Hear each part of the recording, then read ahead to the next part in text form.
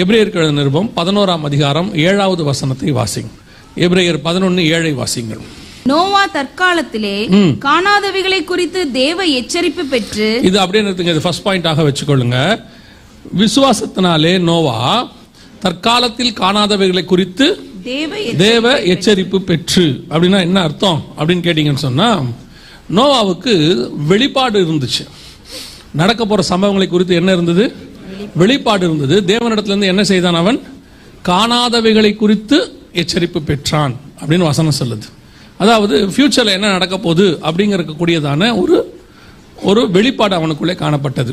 நோவா நல்லா தெரிஞ்சுக்கணுங்க, ஒரு பாஸ்டர் கிடையாது, ஒரு இன்னும் சொல்ல போனா அன்னைக்கு ஒரு சர்ச் கிடையாது, எதுவுமே கிடையாது. அன்னைக்கு இருந்த எத்தனை கோடி மக்கள் இருந்தாங்கன்னு நமக்கு தெரியாது, லட்சக்கணக்கில் இருந்தாங்களா கோடிக்கணக்கில் இருந்தாங்களா நமக்கு தெரியாது. அன்னைக்கு இருந்தவர்களுள் அவன் ஒருத்தனுக்கு மட்டும் ஒரு வெளிப்பாடு இருந்துச்சு. என்ன வெளிப்பாடு இருந்துச்சுன்னா, தற்காலத்தில் காணாதவைகளை தேவ எச்சரிப்பு பெற்று, அவைகளை குறித்து தேவ எச்சரிப்பு பெற்று. முதலாவதாக நாம் வரப்போகிற அழிவிலிருந்து பாதுகாக்கப்பட வேண்டும் என்று சொன்னால், மனுஷகுமாரன் வரும்போதும் இதே மாதிரி காரியங்கள் தான் நடக்க போகிறது. நம்முடைய குடும்பம் அதில் தப்பிக்க வேண்டும் என்று கர்த்தர் விரும்புகிறார். இப்போ நோவா கிட்ட சொன்ன மாதிரி தான் நம்ம கிட்டே சொல்லியிருக்கிறார், உன்னையும் உன் குடும்பத்தை என்ன செய்ய விரும்புகிறேன்? காப்பாற்ற விரும்புகிறேன். கர்த்தராக இயேசு கிறிஸ்துவை விசுவாசி, அப்போது நீயும் உன் வீட்டாரும் ரட்சிக்கப்படுவீர்கள். அது கர்த்தர் சொன்னது. இதே தான் நோவா கிட்டையும் சொன்னாரு, நீயும் உன் குமாரரும் உன் மனைவியும் உன் குமாரரின் மனைவிகளும் வேலைக்குள் பிரவேசித்து நான் உங்களை அதிலிருந்து காப்பாற்றுவேன் அப்படின்னு சொன்னார். ரெண்டும் ஒன்று தான். அங்கே ரட்சிப்பேன், இங்கே காப்பாற்றுவேன்னு சொன்னார். ஆனால் நோவா அந்த ரட்சிப்புக்கு, அந்த காப்பாற்றக்கூடியதான சூழ்நிலைக்கு தன் குடும்பத்தை காப்பாற்றியதற்கு என்ன காரணம் அப்படின்னு கேட்டீங்கன்னா, முதலாவது அவனுக்கு ஒரு வெளிப்பாடு இருந்தது. அவன் நீதிமானா இருந்தான் அப்படின்னு வசனம் சொல்றது. என்ன நீதிமானா இருந்தான்? நம்மளை பொறுத்த வரைக்கும் என்ன நீதிமான் அப்படின்னு கேட்டீங்கன்னு சொன்னா, சிகரெட் பிடிக்காம இருந்தான் நீதிமான், குடிக்காம இருந்தான் அவன் நீதிமான், அவர் ரொம்ப நல்லவர் அப்படின்னு. நமக்கு இந்த சன்மார்க்கனுக்கும் நீதிமானுக்கும் வித்தியாசம் தெரியாது. இப்போ நம்ம இயேசு கிறிஸ்துவை ஏற்றுக்கொள்ளாத எத்தனையோ சன்மார்கள் உலகத்தில் இருக்கிறாங்க இல்லையா? எத்தனை பேர் குடிக்காதவங்க இருக்காங்க, சிகரெட் பிடிக்காதவங்க இருக்காங்க, உண்மையா இருக்கிறாங்க, எத்தனையோ பேர் இருக்கிறாங்க. இவங்க எல்லாருமே நீதிமான்களான்னு கேட்டால் நீதிமான்கள் சன்மார்க்கர். யார் நீதிமான்? அவருடைய ரத்தத்தாலே கழுவப்பட்டவன் தான் நீதிமான். அப்படிதான் வசனம் சொல்லுது. இப்ப நோவா அன்னைக்கு இருந்தவர்களுக்குள் அவன் நீதிமானாக இருந்தான் அப்படின்னா அவன் விசுவாசித்தான், அது அவனுக்கு நீதியாக எண்ணப்பட்டதுன்னு ஆபிரகாமுக்கு இருக்கு. அப்ப நோவா ஏன் நீதிமானா இருந்தான் அப்படின்னு கேட்டீங்கன்னு சொன்னா, வசனம் சொல்லுது, அவன் காணாதவைகளை தேவ எச்சரிப்பு பெற்று. அவன் எப்படின்னா விசுவாசத்தினால. அதான் வெரி இம்பார்ட்டன்ட். இப்ப நீங்க நிறைய தேவ எச்சரிப்பு பெறுறீங்க, சபையில வார வாரம் சொல்லி கொடுக்குறாங்க. இப்ப இந்த ஒரு வாரம் முழுக்க வருகையை பற்றின விஷயங்கள் சொல்றாங்க. எத்தனை பேருக்கு அது தேவ எச்சரிப்பாக இருக்கிறது? எத்தனை பேர் நம்ம இதை எச்சரிப்பாக எடுத்துக்கொள்கிறோம்? இதை நம்ம செய்தியா கேட்டுவிட்டு போறவங்க எத்தனை பேர் இருக்கிறாங்க? நடக்கிற சம்பவங்களை செய்தியாக கேட்டுவிட்டு போறவங்க இருக்கிறாங்க.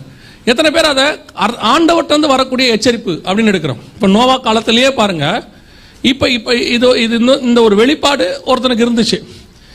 அதே காலத்துல இன்னொரு கூட்டம் இருந்துச்சு. வாசிங்க, அவங்களுக்கு ஒருத்தன் வாசிங்க. 2 பேதுருவின் புஸ்தகம் 1 பேதுரு 3:20 வாசிங்க பார்ப்போம். 1 பேதுரு 3:20. அந்த ஆவிகள் நல்ல கவனிங்க. அந்த ஆவிகள் பூர்வத்திலே நோவா பேழையை ஆயத்தம் பண்ணும் நாட்களில் ஏறக்குறைய ஒரு 100 வருஷம் ஆயத்தம் பண்ணும் நாட்களில் தேவன் நீடிய பொறுமையோட காத்திருந்த போது கீழ்ப்படியாமல் போனவைகள். எதுல கீழ்ப்படியாமல் போனவைகள்? கீழ்ப்படியாமல் போனவைகள் சிலராகிய 8 பேர் மாத்திரம் பேழைக்குள் என்ன செஞ்சாங்க? கீழ்ப்படிதலோடு கூட பிரவேசித்தார்கள். அவங்க கீழ்ப்படிதலால பிரவேசிச்சாங்க. ஒரு குரூப் கீழ்ப்படியாமையே இருந்துச்சு. நம்ம நோவாவை நீதிமானா பார்க்கிறோம், தேவ எச்சரிப்பு பெற்றான். எல்லாருக்கும் அந்த எச்சரிப்பு அன்னைக்கு இருந்திருக்குது. ஆனால் நோவாவுக்கு அந்த எச்சரிப்புக்கு கீழ்ப்படுகிற சுபாவம் இருக்கிறது. இப்ப சபை இருக்குது, சபைக்கு இந்த எச்சரிப்பு கொடுக்கப்படுகிறது. நீங்கள் நீதிமானா இருக்கிறபடினாலே, இயேசுவின் ரத்தத்தாலே கழுவப்பட்டபடினாலே உங்களை கொண்டாந்தாச்சு. இப்போ உங்களுக்கு ஆண்டவர் எச்சரிப்பு கொடுக்கிறாரு. எத்தனை பேர் இந்த எச்சரிப்புக்கு கீழ்ப்படுகிறீர்கள்? அதான் கேள்வி. இன்னைக்கு எச்சரிப்புக்கு கீழ்ப்படிதல் அப்படிங்கிறது ஒரு குரூப்புக்கு தான் இருக்கு.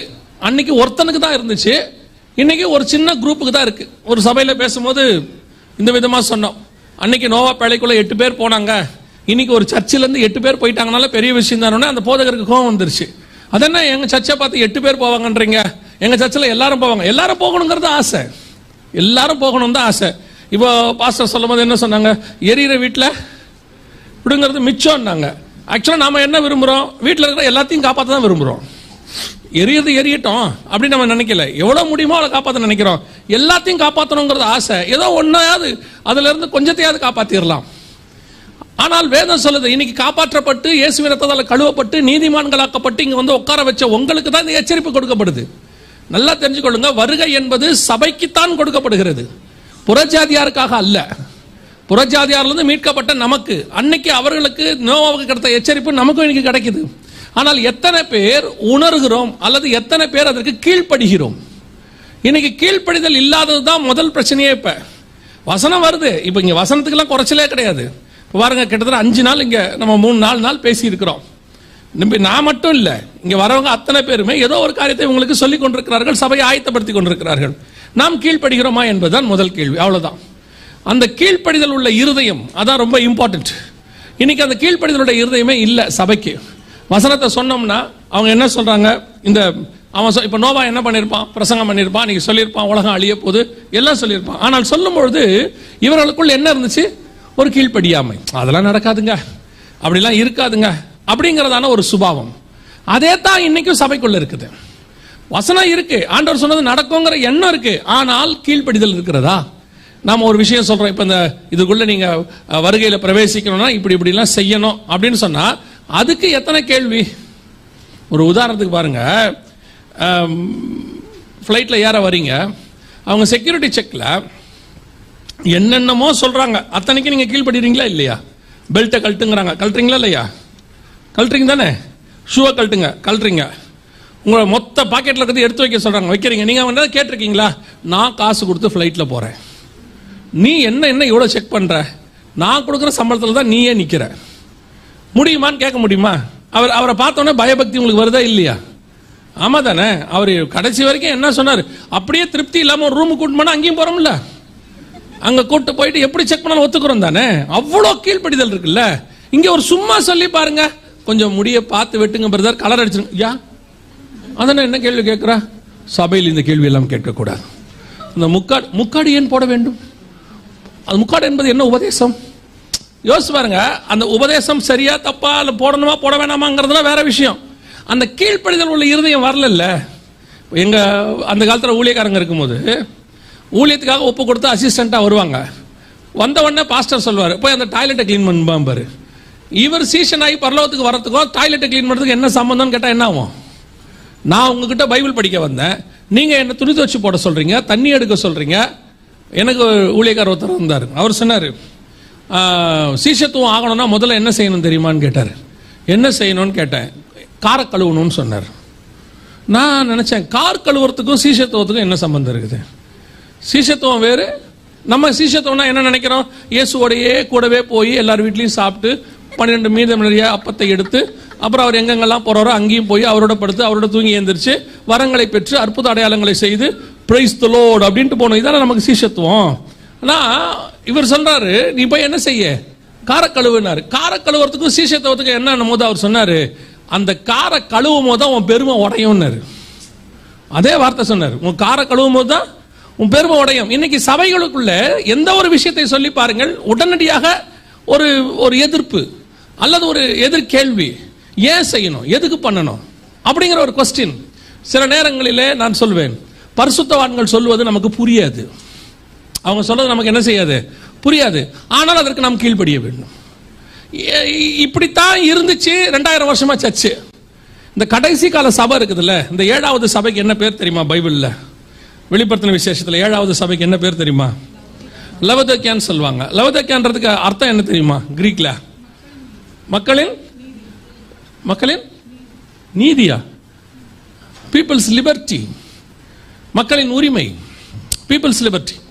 அதாவது மக்கள் எப்படி இருப்பாங்களா, உரிமைக்காக, தங்களுடைய காரியங்களுக்காக, விடுதலைக்காக போராடக்கூடிய சுபாவம் இருக்குமா. ரிபலிங் ஸ்பிரிட், அதுக்கு பேர் என்னது? நீங்க கரெக்டா பாருங்க, இந்த 18th செஞ்சுரி முடியறதுல இருந்து உலகம் முழுக்க இந்த சீர்திருத்தம்ங்கிற பேர்ல ரிபலிங் ஸ்பிரிட் வரும். அது அப்படியே வெளியே வந்துருச்சு. இப்ப எங்க வந்துருச்சு? சபைக்குள்ளேயே வந்துருச்சு. எதை சொன்னாலும் ஒரு எதிர்கேள்வி, எதை சொன்னாலும் ஏன், எப்படி. இப்ப நம்ம என்ன சொல்றோம், அப்படி கேட்கறது தான் நாலேஜ், அப்படி கேட்கறது தான் அறிவுபூர்வமானது. அப்படி கேட்கா விட்டால் மந்த மாதிரி அவங்க நம்ம சொல்றோம், அப்படியே மந்த மாதிரி போறீங்களே, அது அவங்க சொல்றது சரியா தப்பான்னு கூட யோசிக்க மாட்டேங்கிறீங்களே. பல நேரங்களிலே இயேசு சொன்ன விஷயங்கள் சீஷர்களுக்கு புரியவில்லைன்னு இருக்கு.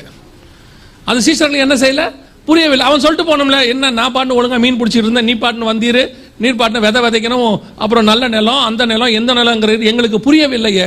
அவர் சொல்றாரு, பரிசேயர் ஏரோது என்கிறதான புளித்த மாவை குறித்து எச்சரிக்கையா இருங்கள். உடனே இவன் சொல்றான், அப்பம் கொண்டு வராத பத்தி தான் பேசுறாரோ.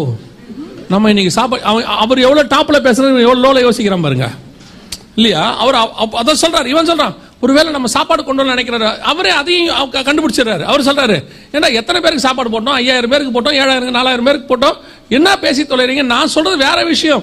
இப்ப அவன் என்ன சொல்லணும், இப்படிலாம் பேசினா எனக்கு ஒத்து வராது, புரியுற மாதிரி பேசுங்க, சும்மா நீங்க அப்படின்னா கிடையாது. அவன் போய் கேட்கறான், எனக்கு விளக்கி சொல்லுங்க. இன்னைக்கு சபை ரிபலிங் ஸ்பிரிட்ல இருக்கு. எதை சொன்னாலும் ஒரு எதிர்ப்பு, கீழ்ப்படியாமை. அந்த கீழ்ப்படியாமையினுடைய சுபாவம் இன்னைக்கு என்ன செய்யுது, எல்லாருக்கும் வருகிறது, சபைக்குள்ள வருது. அது எந்த அளவுல வருதுன்னு கேட்டீங்கன்னா, உபதேசத்தையும் தாண்டி. உபதேசத்தை சொன்னா கேட்கக்கூடிய மனநிலை கிடையாது. நல்லா தெரிஞ்சுக்கோ. இது அப்படியே எங்க வருது, வீட்டுக்கும் வருது.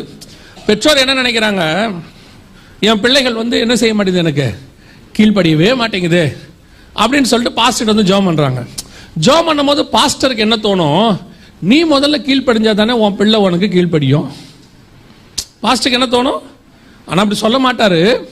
பொதுவா நான் சொல்றேன், அவர் சொல்லுவாரு, முதல்ல நீயே கீழ்ப்படிய மாட்டேங்கிற, சோத்திர ஆண்டவரே இந்த சகோதரி ஆசீர்வதிங்கப்பா, இது சொன்ன பேச்சை கேட்க மாட்டேது ஆண்டவரே, அந்த பிள்ளை உள்ளுக்குள்ள ஒண்ணு ஓடும், வெளியே ஒண்ணு ஓடும். ஏன் நம்ம முதல்ல கர்த்தர் சொன்ன வார்த்தைக்கு கீழ்ப்படிஞ்சா தானே நம்ம பிள்ளைங்க நம்ம சொல்ற வார்த்தைக்கு கீழ்ப்படியும்.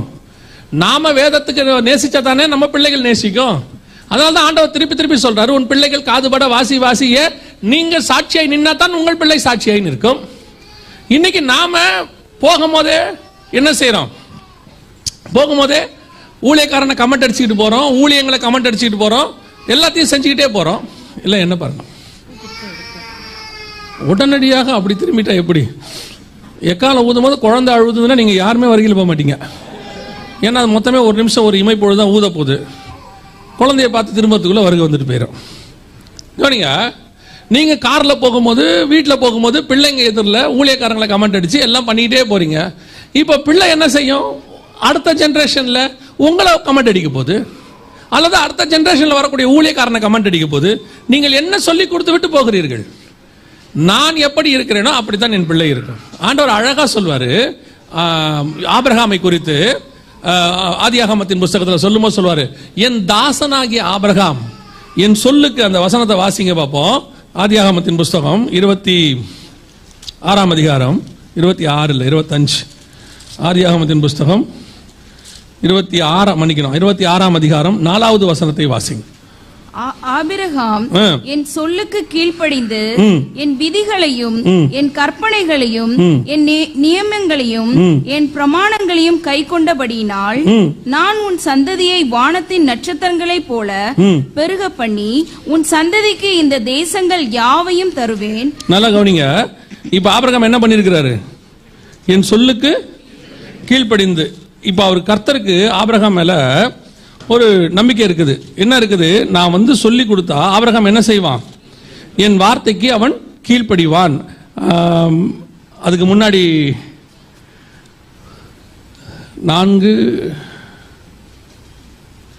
4ஆம் வசனம் தான் வாசிச்சோம் இல்லையா? ஒரே ஒரு நிமிஷம். ஆதியாகமத்தின் புஸ்தகம்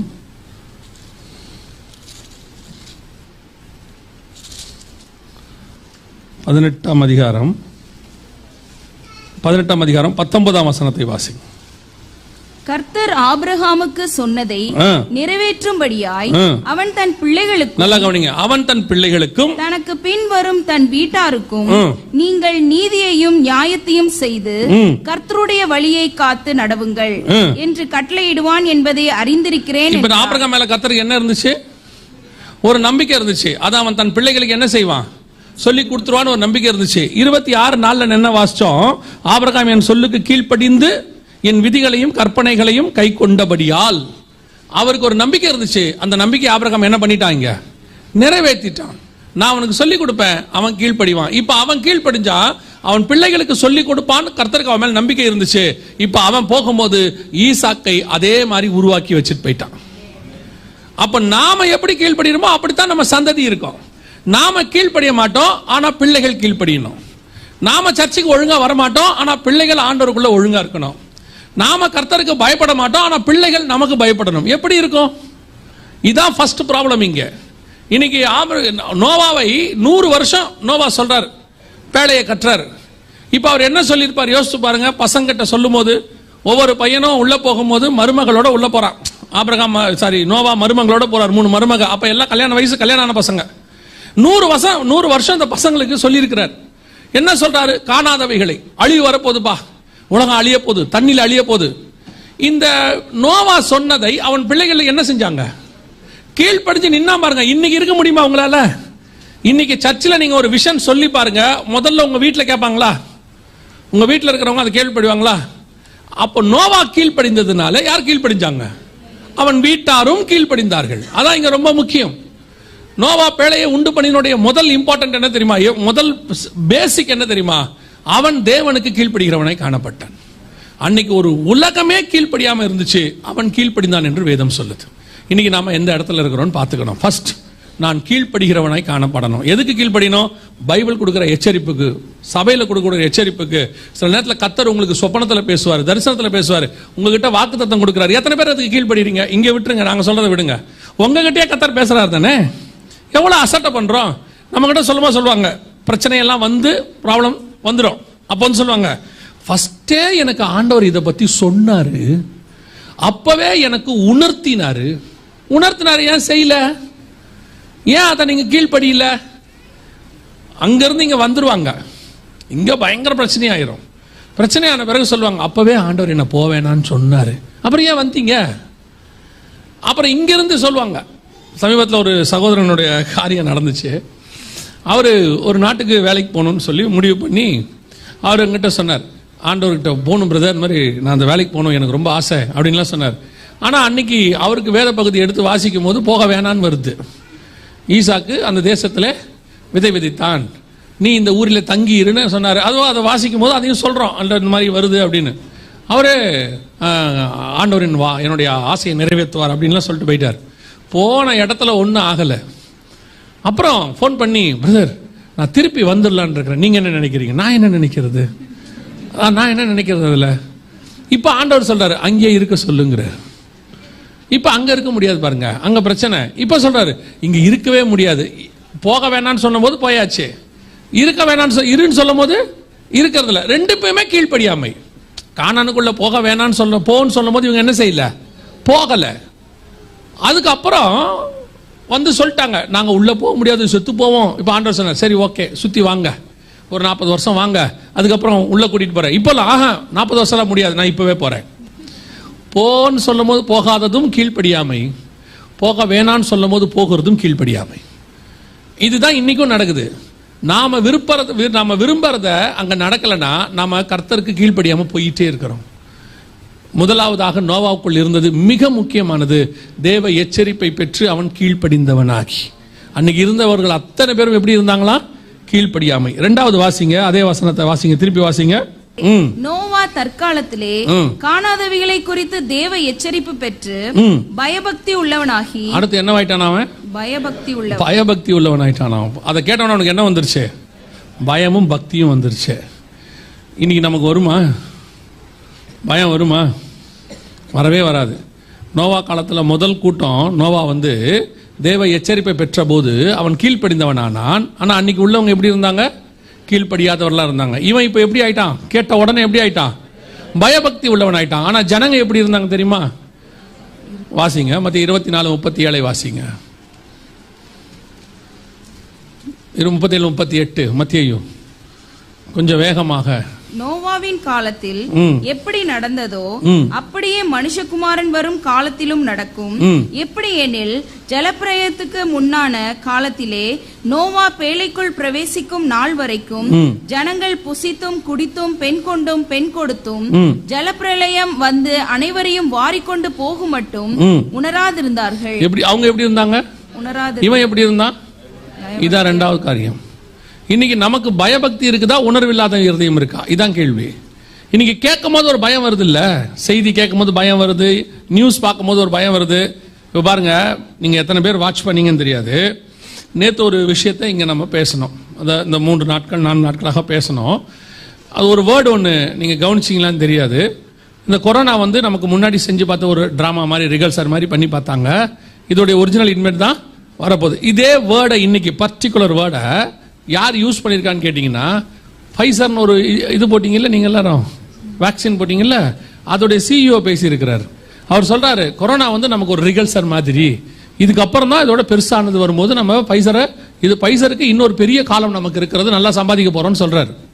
அதுக்கு கொரோனா வந்து நமக்கு ரிகல்சர் பண்ண மாதிரி பண்ணி பார்த்தோம்னு சொல்கிறார். த சேம் காரியம். இதை பார்க்கும்போது நமக்கு என்ன வருது? நியாயமாக என்ன வரணும்? ஒரு பயம் வரணும். ஒரு ஆண்டவர் பயம்னா நான் சொல்றது உலக பயம் இல்லை, தேவன் மேல ஒரு பயம் வரணும். ஐயோ, ஆண்டவர் சொல்ற வார்த்தைகள் எல்லாம் நடக்குதே, நம்ம ஆயத்தப்படணுமே, குடும்பத்தை ஆயத்தப்படுத்தணுமே அப்படிங்கறதான ஒரு பயபக்தி வரணும். ஆனா இங்க என்ன வருது?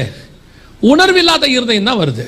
கேட்கிற வரைக்கும் இருக்கு, கேட்டு முடிச்சுட்டு போங்க, அவ்வளவுதான். திருப்பி அந்த உணர்வில்லாத ஒரு இருதயம், வேலை முடிஞ்சு. கேட்கிற வரைக்கும் இன்னைக்கு இப்ப நீங்க எந்த அளவுக்கு அந்த வசனத்தை உட்கொண்டு தேவனுக்கு பயபக்தி உள்ளவனா மாறுறீங்களோ அந்த அளவுக்கு உங்க குடும்பத்தை நீங்க காப்பாற்ற போறீங்க. உங்க பிள்ளைகளுக்கு போய் சொல்ல போறீங்க, குடும்ப ஜெபம் ஆரம்பிக்க போறீங்க, இப்படிலாம் நடக்க போகுதுப்பா, நம்ம தப்பிச்சுக்கணும். ஒரு கூட்டம் இருக்கு, அதுக்கு என்ன இப்ப பாருங்க, சோதம்குள்ள ஒரு பிரச்சனை வந்துருச்சு. சோதமே அழிய போது, மொத்தம் எரிய போதுன்னு ஒருத்தன் சொல்லிக்கிட்டு இருக்கான். அந்த வீட்டுக்குள்ள கொஞ்சம் பேர் பொறுமையா பேசிக்கிட்டு இருந்தான். பாத்தீங்களா எவ்வளவு கேஷுவலா பேசிக்கிட்டு இருக்கிறான். அவனும் சொல்றான், வேற யாரையாவது கூப்பிடணுமாப்பா. இந்த நியாய தீர்ப்பு கொடுக்கிறவனுக்கு இருக்கக்கூடிய வேகம் யாருக்கு இல்ல? பெறவனுக்கு இல்ல. பாருங்க, நியாயமா யாருக்கு இருக்கணும்? பெறவனுக்கு தான் இருக்கணும். வீடு எரிய போதுன்னா பெறவனுக்கு தானே இருக்கணும் அந்த வேகம். இன்னைக்கு அவனுக்கு அந்த வேகமே இல்லை. இவன் சொல்றான், அவர்கள் தாமதிக்கிறதை தூதர்கள் கண்டு. அவன் டென்ஷன் ஆகிறான். எங்களுக்கு டைம் முடிய போதுடா, காலைக்குள்ள இதை எரிச்சு போட்டு நாங்க வெளியே போனோம். இவன் டிலே பண்ணிட்டே இருக்கிறான்.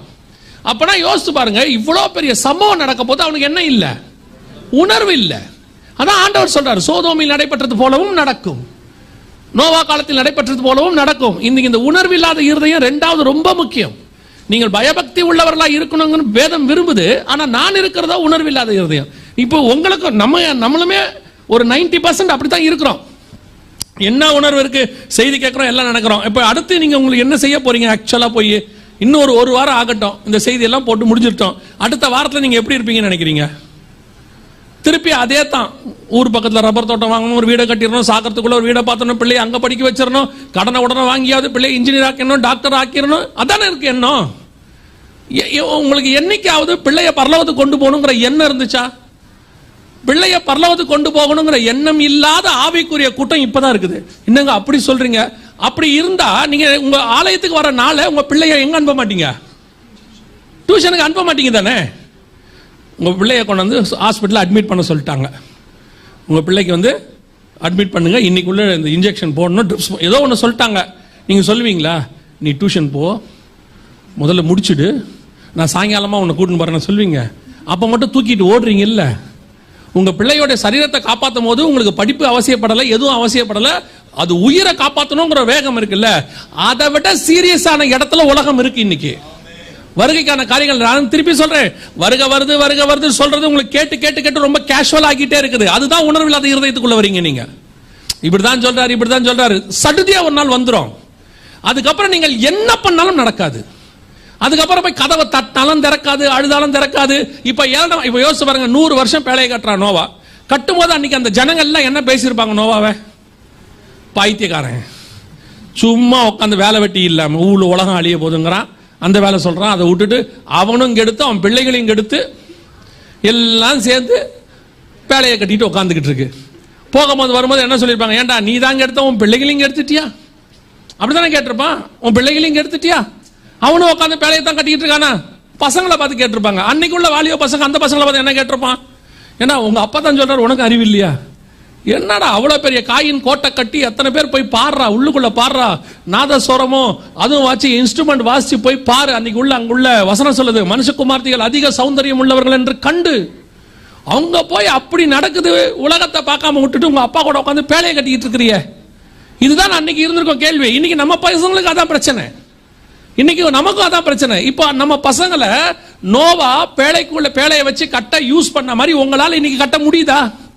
ஸ்பிரிச்சுவல் லைஃப்ல அவங்க பசங்களை யூஸ் பண்ண முடியுதா? ஊழியத்தில் இருக்கிற ஊழியக்காரர்கள் உங்கள் பிள்ளைகளை யூஸ் பண்ண முடியுதா? ஆவிக்குரியவர்கள் நீங்கள் ஸ்பிரிச்சுவலா உங்க பிள்ளை யூஸ் பண்றீங்களா? முதல்ல நீங்களே பேழையை கட்டாத குரூப். அவன் தன் குடும்பத்தை ரட்சிக்கும்படி பேழையை உண்டு பண்ணினான். இன்னைக்கு நீங்க ஸ்பிரிச்சுவலி உங்களுடைய பேழையை உண்டு பண்ணிக்கிட்டு இருக்கீங்களா? Are you ready to meet the Xavier? அதான் கேள்வி. நீங்கள் இன்னும் ரெடி ஆகல. உங்களை பொறுத்த வரைக்கும் ஸ்பிரிச்சுவல் லைஃப் என்பது என்ன? வாரத்துக்கு ஒரு நாள் வந்துடும், செய்ய வேண்டிய கடமைகள் கொஞ்சம் இருக்கு, அதை செஞ்சு முடிச்சிடணும், வீட்டுக்கு போயிடணும், அவ்வளவுதான். அத்தோட 6 நாள் ஓடுறீங்க. கேட்டா நீங்கள் அறிவாளி என்கிறீர்கள். இப்படிப்பட்ட காரியங்களை சொல்லுகிறவனை முட்டாள் என்கிறீர்கள். திருப்பியும் சொல்றேன், ஒரு நாள் வரும், நீங்கள் அத்தனை பேரும் ரெக்ரெட் பண்ற காலம் ஒன்று வரும். சொல்லப்பட்டதை இழந்து விட்டோமே என்று நீங்கள் வருத்தப்படுகிற காலம் ஒன்று வரும். உலகத்தான் உணராது இருக்கிறான நியாயம். அவன் குதிரைகளை குறித்தும் ரதங்களை குறித்தும் மேன்மை பாராட்டிக்கிட்டு இருக்கிறான்.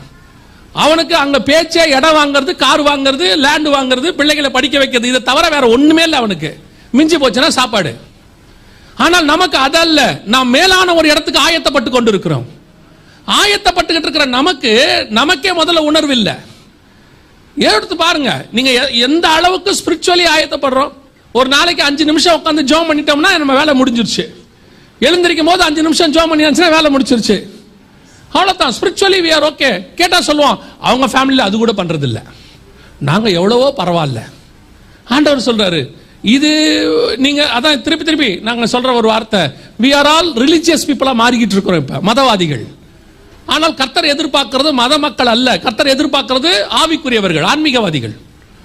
உங்களுக்குள்ள எனக்குள்ளே அந்த தாட் வரணும், ஒரு ஆயத்தம் இருந்துகிட்டே இருக்கணும். யோசிச்சு பாருங்க, இப்போ ஒரு சம்பவம் நடக்குது. கடைசி ஃபிளைட் இங்கேருந்து போகுது, இல்ல மொத்தமும் எரிய போகுது. கடைசி ஃபிளைட் ஒன்று இருக்கு. அந்த ஃபிளைட்டை பிடிக்க எப்படி போவீங்க? நீங்க மொத்தம் அடுத்த ஸ்டெப் எப்படியாவது ரீச் ஆகணும்னு போவீங்க தானே? நீங்க யோசிச்சுட்டு இருப்பீங்களா? பரவாயில்ல விடு பார்த்துக்கலாம், அதெல்லாம் சும்மா சொல்றாங்க, இன்னொரு ஃபிளைட் கண்டிப்பா வரும், அப்படியா சொல்லுவோம்? ஒரு ட்ரெயின் பிடிக்கும்போது, ஃபிளைட் பிடிக்கும்போது இருக்கக்கூடியதான அந்த உணர்வு, வேகம் இன்னைக்கு ஆவிக்குரிய வாழ்க்கையில் இல்லையே. யோசிச்சு பாருங்க, அவன் பயபக்தி உள்ளவன் ஆயிட்டான். பயம் வந்துருச்சு அவனுக்கு, ஐயோ உலகம் அழிய போகுது. அந்த விஷனை அப்படியே பசங்களுக்குள்ளேயும் கொண்டு போயிட்டான். அவர்களும் பயபக்தி உள்ளவர்களை மாறிட்டாங்க, உட்கார்ந்து பேழையை கட்டுறாங்க. இன்னைக்கு ஆவிக்குரிய குடும்பங்களுக்கு பயபக்தி இல்லை. இன்னைக்கு பயபக்தி எதுக்காக இருக்கு தெரியுமா? உங்களுக்கு ஃபியூச்சருக்காக இருக்குது. உங்க பிள்ளைகளுடைய ஃபியூச்சர் நல்லா இருக்கணும், உங்க ஃபியூச்சர் நல்லா இருக்கணும். நீட் எக்ஸாம் ரிசல்ட் வருதுன்னா அன்னைக்கு ஃபாஸ்டிங் போட்டு ஜெபம் பண்றீங்க. என்ன பயம், என்ன பக்தி! எக்ஸாம் எழுத போகும்போது ஃபாஸ்டிங் இருக்கிறது இல்ல, ரிசல்ட் வரும்போது ஃபாஸ்டிங். எழுதுற அன்னைக்கு ஒழுங்கா எழுதணும், ரிசல்ட் ஒழுங்கா வரும். எழுதுற அன்னைக்கு ஒழுங்கா எழுதுறது இல்ல, ரிசல்ட் அன்னைக்கு ஃபாஸ்டிங் இருக்கிறது. ஒரு பையன் சொன்னான், காலைல கேட்டேன் சாப்பிட்டியாரான்னு, இல்ல ஃபாஸ்டிங். ரிசல்ட் வருதானே, எப்படி கண்டுபிடிச்சிங்கன்னா? நீ ஃபாஸ்டிங் இருக்குன்னா ரிசல்ட் வருதுன்னு அர்த்தம். நீ நிறைய பேர் அப்படி இருக்காங்க, அவங்கள மாதிரியே தான் நீங்களும் இருக்கீங்க. ஏதாவது ஒரு ப்ரொமோஷன் வரணும், இல்ல ஒரு இன்கிரிமெண்ட் வரணும், இல்ல அடுத்த போஸ்டிங் வரணும்னா அப்படியே ஃபாஸ்டிங் பிரேயருக்குலாம் வந்துருவாங்க. குறிப்பெல்லாம் எழுதி கொடுத்துருவாங்க, ஜப குறிப்பு, நைட்டு ஜப குறிப்பு, ஃபாஸ்டிங் பிரேயர் ஜப குறிப்பு, சோத்ரம் சோத்ரம் சோத்ரம் சோத்ரம் சோத்ரம். கிடைச்சிருச்சுன்னா வர்றதே இல்லை இந்த பக்கம். அவ்வளவுதான், இவ்வளவுதான் உங்களை மொத்த ஸ்பிரிச்சுவாலிட்டி. குழந்தை வேணும்னா குழந்தை பிறக்கிற வரைக்கும் வந்துடுறிய, பிறந்த பிறகு இந்த பக்கம் வர்றதே இல்லை. வழியில பார்த்து கேட்கிறாரு, எங்க சர்ச்சு பக்கமே வரல, எங்க பாஸ்டர் இவனை வச்சுக்கிட்டு வர முடியுது? பிள்ளையோடையே நேரம் சரியா இருக்கு, இருங்க பிள்ளையோடையே இருங்க. ஏசுநாதர் வந்துட்டு போன பிறகும் பிள்ளையோடையே இருங்க. உங்களுக்கு இப்ப அதானே இம்பார்ட்டன்ட். நமக்கு எது முக்கியம்? எவ்வளவு அழகா திருப்பி விட்டான் பாருங்க. நோவாக்கு பிள்ளை இல்லையா, ஏனோக்கு பிள்ளை இல்லையா? அத்தனை பேருக்கும் பிள்ளை இருந்துச்சு, எல்லாரும் பிள்ளை குட்டிகளோட தான் வாழ்ந்துகிட்டு இருந்தாங்க. ஆனாலும் தங்களுக்கு கொடுக்கப்பட்டதான அந்த ஸ்பிரிச்சுவல் காரியங்களை கரெக்டா இருந்தாங்கல்ல, ரெடி ஆகிட்டே இருந்தாங்கல்ல. ஆண்டவர் சொல்றாரு மோசே கிட்ட, இன்னைக்கு ராத்திரியே நீங்க கிளம்புவீங்கப்பா. சரியா ஆண்டவரே, என்ன பண்ணலாம்? சாயங்காலமே ஒரு பர்ச்சேஸ் போயிட்டு வந்துருவோம் எகிப்துக்குள்ள. ஊருக்கு போறோம்னா நம்ம முதல் வார்த்தை என்ன பேசுவோம்? பர்ச்சேஸ் தானே. ஊருக்கு போறோம்னு டிக்கெட்டை போட்ட உடனே முந்தின 2 நாளைக்கு முன்னாடி நம்ம என்ன பண்ண போறோம்? மோசே கிட்ட காலையில் ஆண்டவர் சொல்லிட்டாரு, ஆண்டவரே நான் என்ன செய்யணும்? இன்று ராத்திரி பார்வோன் உங்களை அனுப்பி விடுவான், நீங்கள் புறப்பட போகிறீர்கள். மோசே என்ன பண்ணிருக்கணும்? ஆரோன் அத்தனை பேர்ட்டையும் சொல்லிடு, எகிப்து முழுக்க ஒரு ட்ரிப் அடிக்க சொல்லு, மொத்தத்தையும் பர்ச்சேஸ் பண்ண சொல்லு. இன்னும் எத்தனை நாள் போக போறோம்னு தெரியல, அதான சொல்லணும். ஆண்டவர் சொல்றாரு, சாயங்காலமா எல்லாரும் போய் பஸ்கா ஆசாரிங்க. என்னது பஸ்கானா என்ன? ஆட்டுக்குட்டி நத்தம் பூசிட்டு அவங்க ஒரு பையில வீட்டு விட்டு வெளியே வரக்கூடாதா? பர்ச்சேசிங் உள்ளா.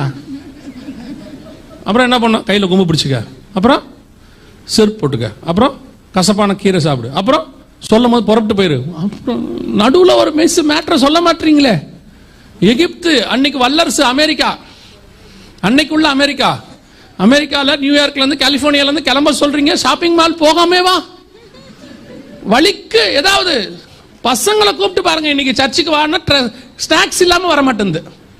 சர்ச்சுக்கு வரும்போது ஸ்நாக்ஸோட தானே வருது. இப்ப இப்படி ஒரு சுபாவம் வச்சிருக்கிற நம்ம கிட்ட வருகைக்கு ஆயத்தப்படுனா எப்படி முடியும்? யோசிச்சு பாருங்க. இன்னைக்கு நம்ம ஆயத்தப்பட்டு நிக்கிறோமா? இன்னைக்கு ஆண்டவர் புறப்பட சொல்ற, அன்னைக்கு ராத்திரி புறப்பட, இமிடியேட், உடனே அவன் பாட்டு கிளம்பி போயிட்டே இருக்கான். ஆண்டவர் சொல்றாரு, கையில் இருக்கிற மாவு மட்டும் எடுத்துக்கிட்டார். அந்த மாவு என்ன வந்துச்சு? 11 மாசத்துக்கு வந்துச்சு. அதுக்கப்புறம் மாவும் இல்லை, ஒண்ணும் இல்லை. ஆனால் 40 வருஷம் போஷிக்க தேவன் வல்லமை உள்ளவராக இருந்தார். யாக்கோபு தான் சொன்னார் கோலும் கையுமா வந்தேன்னு. ஆனா ஒரு நாளும் மோசே சொல்ல கோலும் கையுமா வந்தேன்னு. ஆனா உண்மையிலேயே மோசே கோலும் கையுமா தான் வந்தார். ஒன்னும் இல்ல, 40 வருஷம் கர்த்தர் போஷித்தார். அந்த தேவன் தான் உங்களையும் சொல்றார், ரெடியா இரு, எப்ப வேணாலும் கிளம்ப சொல்லுவேன், எப்ப வேணாலும் இங்கிருந்து புறப்பட வேண்டி இருக்கும். நீங்க புறப்படுற இப்ப எப்படி ஆகி போச்சுன்னா, நீங்க புறப்படவே மாட்டீங்கன்ற மாதிரி ஆயிடுச்சு. புறப்பட இன்னைக்கு எல்லாரும் இன்றைக்கு இஸ்ரவேலை நோக்கி புறப்பட போகிறோம். நம்ம என்ன சொல்லுவோம்? கணவர்களை பார்த்து, நீங்க ஃபர்ஸ்ட் போங்க, நீங்க மோசே எல்லாம் போங்க, போய் அங்க ஒரு நல்ல இடம் பாருங்க, பிள்ளைகளுக்கு ஸ்கூலையும் பாருங்க, மார்க்கெட்லாம் இருக்கான்னு பாருங்க, பார்த்துட்டு டிபெண்டன்ட் விசா போடுங்க, நாங்க பின்னாடி வர்றோம். நான் நினைக்கிறேன் அழகா ஆண்டவர் கொடுத்துருக்கிறார் பாருங்க. மோசேயோடு கூட 6 லட்சம் புருஷர்கள் புறப்பட்டோம். ஏன் பெண்கள் வந்தாங்க? நாங்க இல்ல. ஒருவேளை எல்லாம் டிபெண்டன்ட் விசா அமுச்சு விட்டுருச்சு போல, முன்னாடியே நீங்க போங்க. இன்னைக்கு சொல்லி பாருங்க, கூட வரதுக்கு எத்தனை பேர் ரெடியா இருக்கிறோம்? நான் ஸ்பிரிச்சுவலி சொல்றேன், தேவன் இன்னைக்கு கிளம்பு அப்படின்னா கிளம்ப முடியுமா? கிளம்புறதுக்கு வாய்ப்பு இருக்குதா? கன்ஃபார்மா ஒரு பெரிய கூட்டம் வராது. திடீர்னு சொல்லிட்டாரு அந்த அம்மாட்ட, யாரு தூதன் வந்து சொல்லிட்டாரு லோத்துவின் மனைவி கிட்ட, கிளம்பு அப்படின்னு. அந்த அம்மா கடைசி வரைக்கும் கிளம்பல பாருங்க. கிளம்புறதுக்கு வாய்ப்பு, ஆண்டவரும் சொல்றாரு லோத்துவின் மனைவியை நினைத்துக் கொள்ளுங்கள். என்ன காரணம்? உடனே இந்த பூமியை விடு அப்படின்னா விடுறதுக்கு யாருக்கும் இன்னைக்கு எண்ணம் கிடையாது. ஆண்டவர் சொல்றாரு, எல்லாவற்றையும் வித்து தரித்திரட்ட குடுறா, கொடுத்துட்டு சிலுவை எடுத்துக்கிட்டு வா. அவன் துக்கத்தோடு கூட போய் விட்டான். ஆனா பணக்கார வாலிபன் துக்கத்தோடு போயிட்டான். ஆனா இன்னொரு பணக்காரர் இருக்கான் சகையுன்னு, அவன் சொன்னா எல்லாத்தையும் பாதியை வித்து தரித்திர கொடுத்துட்றேன், யாருக்காவது கொடுக்க வேண்டியதா 4 மடங்கா கொடுத்துறேன். கர்த்தர் சொன்னாரு, என்னடா நான் சொல்லாமே ரெடி ஆயிட்டு நீ. இன்னைக்கு ஒரு கூட்டம் அதற்கு தயாராக இருக்கு. அவனை பொறுத்த வரைக்கும் என்னிடத்தில் இருக்கிறவைகள் அல்ல, என் வீட்டுக்கு வருகிற இயேசு எனக்கு முக்கியம். அதற்காக நான் எல்லாவற்றையும் இழக்க நான் தயாராக இருக்கிறேன். அட் எனி டைம் காட் கூட கூப்பிடும் போது நான் போவேன் என்கிற எண்ணம் உங்களுக்கு இருக்குமானால் நீங்கள் பேழையை கட்டி கொண்டிருக்கிறீர்கள் என்று அர்த்தம்.